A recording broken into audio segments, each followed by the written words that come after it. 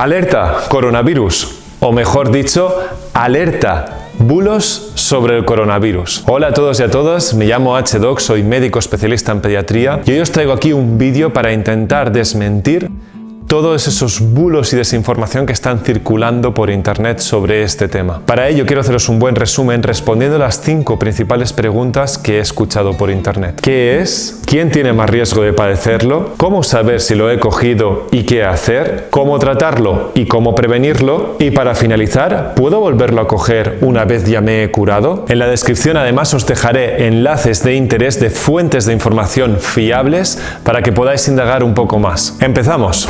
Primera pregunta, ¿qué es el coronavirus? Lo primero que tenéis que saber es que coronavirus no es un único virus, sino una gran familia. Coronavirus, por tanto, es un apellido, no un nombre, como por ejemplo García o López. No todos los García ni todos los López son iguales. Esto genera mucha confusión, ya que mucha gente se piensa que todos los coronavirus son lo mismo, y no. El aceite de coco no es lo mismo que el aceite de palma, ni que el aceite de oliva virgen extra, ni que el aceite del motor que utilizamos para el coche, y todos se llaman aceite. ¿O acaso son iguales todos los primos de una familia por el hecho de compartir apellido? A los virus los agrupamos en familias, pero dentro de cada familia hay muchos virus. De hecho, sin ir más lejos, los rinovirus, que son los principales causantes del resfriado común, son una familia con más de 200 primos. Y no solo eso, sino que además los virus tienen la maldita costumbre de mutar. Eso significa que cada X tiempo tenemos primos nuevos que nuestras defensas no reconocen. Es por eso que cada año tenemos que volver a vacunarnos de la gripe, porque cada invierno hay cepas distintas. Así que al pensar en coronavirus, quiero que dejéis de pensar en un único criminal con una cara en concreta y empezáis a imaginaros el término coronavirus como una banda mafiosa en la que hay cacos de poca monta sin importancia, matones ya un poco más conflictivos o auténticos sicarios peligrosos. Y no solo eso, sino que además la jerarquía de estas bandas va cambiando año tras año y el que ahora es el jefe, el año que viene puede ser sustituido por un nuevo mafioso. De hecho, la mayor parte de coronavirus no afectan a los humanos y aquí es donde podemos desmentir el primer bulo que he escuchado por la red. Ya existe una vacuna del coronavirus que se le pone a los perros. Sí, es verdad, hay una vacuna frente a una cepa de un coronavirus canino, pero si se te ocurre pincharte esta vacuna, lo único que estarás perdiendo es tiempo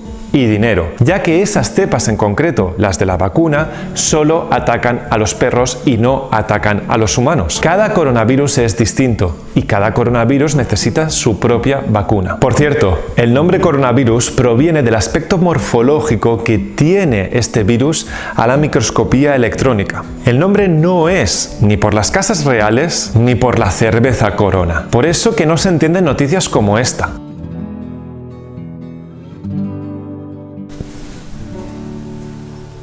Pero centrémonos ya en los coronavirus que nos atacan a nosotros, a los seres humanos. A mí me gusta dividir los que afectan a las personas en dos tipos, los endémicos y los zoonóticos. ¡Wow! Menudas palabrejas, ¿eh? No os preocupéis, es más fácil de lo que parece. Empecemos por los primeros, los endémicos. Endémicos tan solo significa los que hemos tenido siempre. Se les conoce desde hace décadas, siendo los causantes de hasta el 15% de los catarros comunes, y por lo general no suelen revestir gravedad. Se conoce 4 grandes coronavirus humanos endémicos: el COP229E, el COP-NL63, el COP-OC43 y el COP-HKU1. Ya veis que hay un patrón común. COP, que como podréis deducir significa coronavirus. Como hemos dicho, ese es su apellido y su nombre son las letras y los números que hay después. Estos 4 virus tienen una distribución global, tan global que al inicio de la edad adulta el 90-100% de los humanos de este planeta somos seropositivos. Eso significa que prácticamente todos hemos tenido algún catarro durante nuestra infancia por alguno de estos 4 coronavirus. Pero como hemos dicho, cada coronavirus es diferente. Estos son los cacos de poca monta sin importancia. Y aunque compartan nombre de apellido, no tienen nada que ver con el segundo grupo que hemos dicho. De ahí podemos desmentir el tercer bulo que he escuchado. Pero si el coronavirus ya lo teníamos aquí de siempre, si lo hemos pasado todos. No, la nueva epidemia sobre coronavirus es de un nuevo coronavirus, que no tiene nada que ver con estos endémicos. A este nuevo coronavirus se le llama COVID-19. COVID-19 y entra dentro de mi segunda categoría, los zoonóticos. ¿Qué significa zoonóticos? La mayor parte de virus afectan a una única especie. Eso significa que las enfermedades que afectan a los gatos o a los perros no me suelen afectar a mí y a la inversa. Eso significa que un virus, para infectar una célula, dispone de una llave con la cual poder abrir una cerradura y entrar dentro de la célula. Pero esa cerradura es exclusiva de una especie y normalmente los virus solo tienen una llave, pudiendo solo infectar a una especie. El problema es que, como hemos dicho antes, los virus tienen la mala costumbre de mutar, es decir, de cambiar, y estas mutaciones a veces les confieren una nueva llave con la que poder abrir células que antes no podían abrir y así infectar a otras especies. A estos virus les llamamos agentes zoonóticos y su significado se resume en que son microorganismos que pasan de animales a humanos. Estos son raros, pero cada X años aparece uno nuevo para el cual nuestras defensas aún no están preparadas. Solo en este milenio hemos tenido 3 grandes brotes de estos nuevos coronavirus. En el 2002-2003 el famoso SARS en Asia, en el 2012 el MERS en la península arábica y el actual COVID-19 que empezó en Asia el 8 de diciembre del 2019. Estos brotes de cepas zoonóticas se diferencian de los coronavirus endémicos por su alta agresividad. El SARS tenía un 10-17% de mortalidad y el MERS un 30-40%. Afortunadamente, estas dos cepas tenían muy mala contagiosidad. De hecho, la mayor parte de casos del SARS tuvieron lugar entre personal sanitario o pacientes de hospitales donde ingresaron víctimas del mismo. Y el brote se pudo controlar no habiéndose detectado nuevos casos desde el 2004. El brote de MERS tenía aún un peor contagio persona a persona y afortunadamente afectó a un número muy limitado de seres humanos. Así que, a pesar de su gravedad, ambos brotes se pudieron controlar eficazmente. Entonces, ¿por qué tanta alarma con esta nueva cepa? Pues porque, a diferencia de las otras dos cepas, esta nueva, el COVID-19, sí que es muy contagioso y se teme una pandemia. Bulo, o mejor dicho, malentendido número 4. La gente, cuando piensa en pandemia, piensa en esto o en esto. Eso es porque a pandemia se le asocia un concepto de mortalidad. Pero desde 2018 la OMS cambió la definición de pandemia eliminando la palabra mortalidad. Por tanto, pandemia tan solo significa una enfermedad infecciosa nueva que afecta a una gran extensión. Pero no necesariamente esta enfermedad tiene que ser ni grave ni mortal. De hecho, no todos son malas noticias con la epidemia actual. Y es que el COVID-19 se diferencia de las otras dos cepas no solo en su contagiosidad, sino también en su mortalidad. Y digo esto porque en este caso la mortalidad es relativamente baja, oscilando entre un 0,5% y un 5,5%, siendo más alta en Irán y en China y mucho más baja en Japón, Europa y sobre todo en Corea del Sur. Y con esto entramos en la segunda pregunta.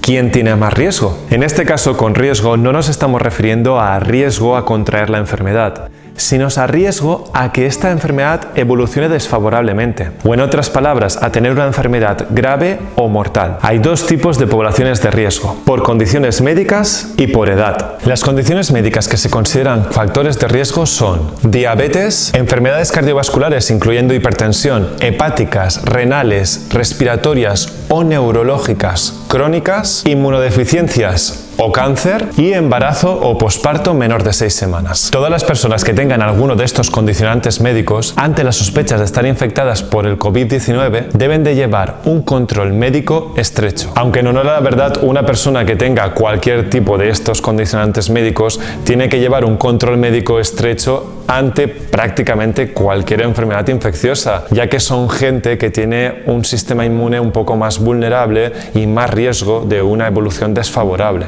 El segundo tipo es por edad.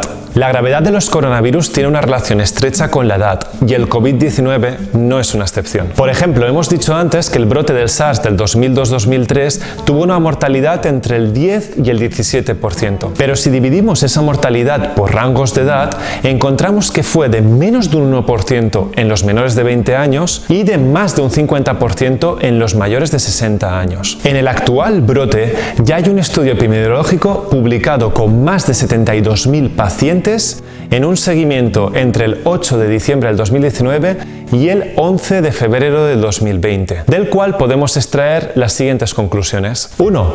A pesar de que tan solo el 24% de los infectados tenía alguna de las condiciones médicas que hemos dicho antes, el 66% de las defunciones eran de este grupo de pacientes, excluyendo embarazo y posparto. Los factores más asociados a mortalidad fueron hipertensión, otras enfermedades cardiovasculares y diabetes. Por el contrario, de los pacientes previamente sanos, que eran más de un 75% de los enfermos, tan solo representaban el 33% de las defunciones. Por tanto, se puede concluir que hay una estrecha relación entre gravedad, mortalidad y factores de riesgo, concentrándose los fallecimientos sobre todo en las personas que ya tenían una enfermedad de base antes de adquirir el coronavirus y siendo más rara la mortalidad entre personas por lo demás sanas. 2. La relación entre mortalidad y edad es aún más estrecha. A pesar de que los mayores de 60 años representaban solo el 31% de los infectados, más del 80% de defunciones se concentraban en este grupo de edad. Y el 19% de los fallecimientos que sí que eran menores de 60 años,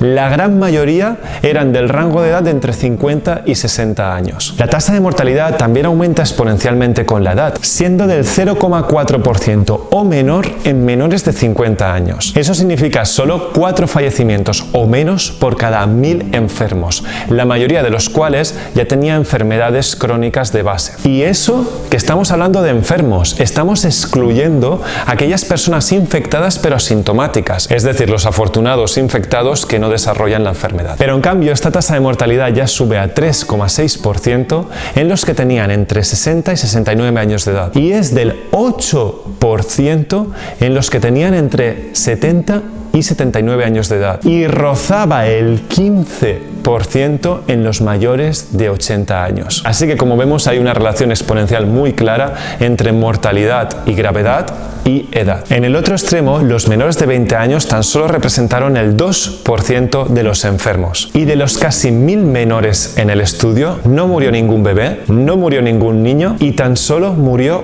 un adolescente. Esto confirma, como en el resto de coronavirus, que los niños tienen alguna protección que aún no hemos descubierto. Por tanto, se puede concluir que es una enfermedad relativamente benigna entre niños y adultos jóvenes previamente sanos. Quiero hacer un pequeño paréntesis. La epidemia de la que estamos hablando hoy es una epidemia en activo. Eso significa que los datos estadísticos que os estoy dando pueden cambiar en cuestión de semanas o incluso de días. Y ahora, volviendo al hilo principal y antes de pasar a la tercera pregunta, quiero desmentir el quinto bulo de hoy. El COVID-19 no va a acabar con la civilización actual, ya que tiene una tasa de mortalidad relativamente baja, se estima que la mortalidad global rondará en torno al 1 o al 2%, y además esta mortalidad se concentra en gente de la tercera edad o en gente con enfermedades previas, siendo muy rara en niños y adultos menores de 50 años sanos. Siguiente pregunta.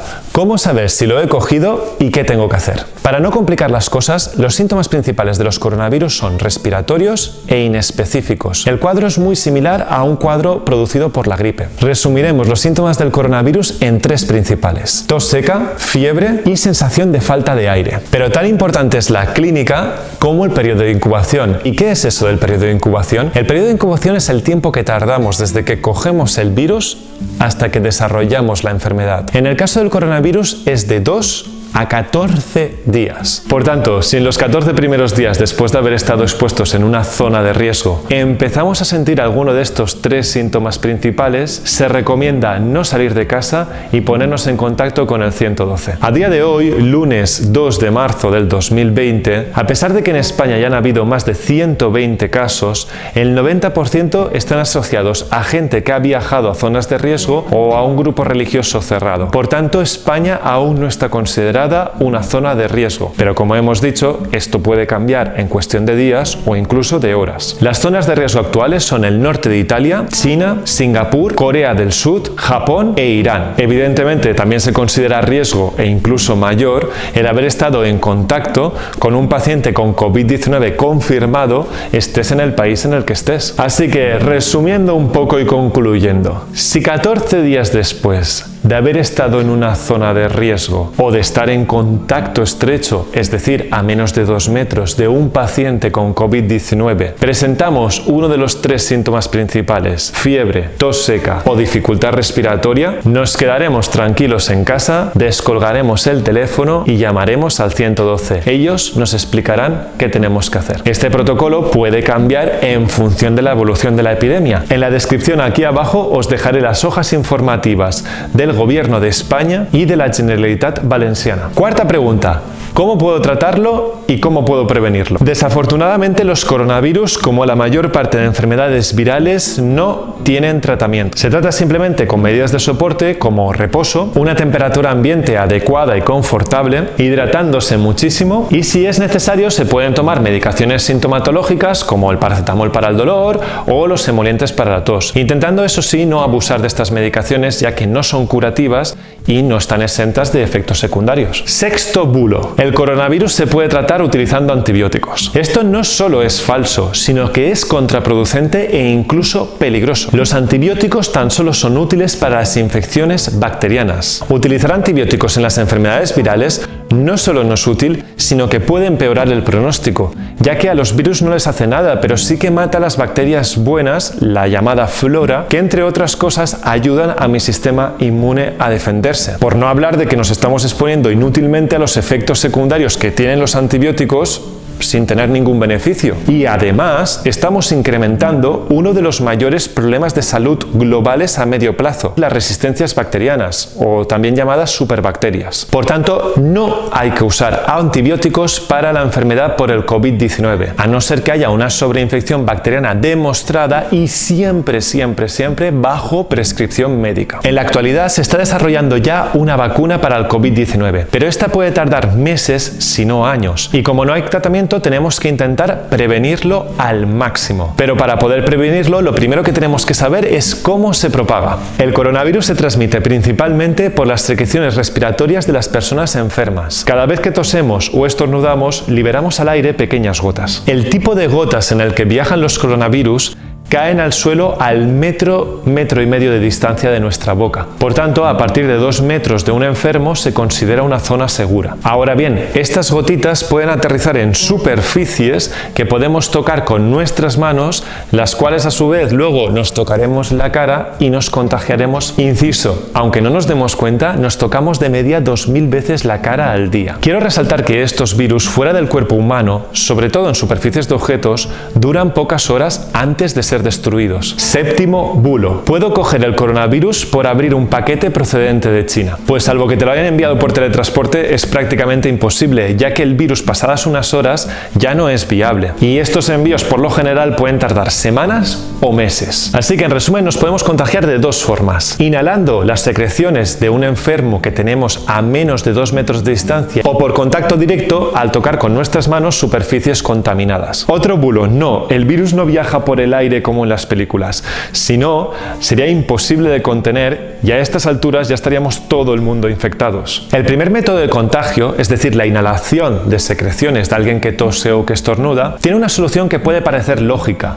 es decir, poniéndonos una mascarilla. Pero esto no es tan bonito como suena. Para empezar, las mascarillas no son 100% infalibles y además, cada vez que nos ponemos, nos quitamos o nos ajustamos una mascarilla, estamos tocándonos la cara, promoviendo así el segundo método de contagio, el contacto directo. Las mascarillas tan solo se recomiendan a las personas enfermas para así poder impedir la propagación al toser o al estornudar, o para las personas sanas que están en un contacto muy cercano con personas enfermas, principalmente el personal sanitario y familiares o cuidadores de pacientes con el COVID-19. El segundo método de contagio, el contacto directo, sí que tiene un método de prevención activa de eficacia demostradísima: el lavado de manos con agua y jabón. No es necesario soluciones desinfectantes o especiales, simplemente agua y jabón. jabón. Y eso sí, lavarse bien las manos. Os dejaré enlaces sobre la técnica de lavado de manos en la descripción. De hecho, el lavado de manos es tan importante que tiene su propio día mundial, el 15 de octubre. En resumen, para ayudar a evitar la propagación de esta nueva enfermedad, lo que puedo hacer es, si estoy sano, evitar viajar a zonas de riesgo o el contacto con enfermos. También se recomienda el lavado de manos abundante y evitar compartir comida o utensilios de comida, así como comer carne cruda o poco cocinada. Si estamos enfermos,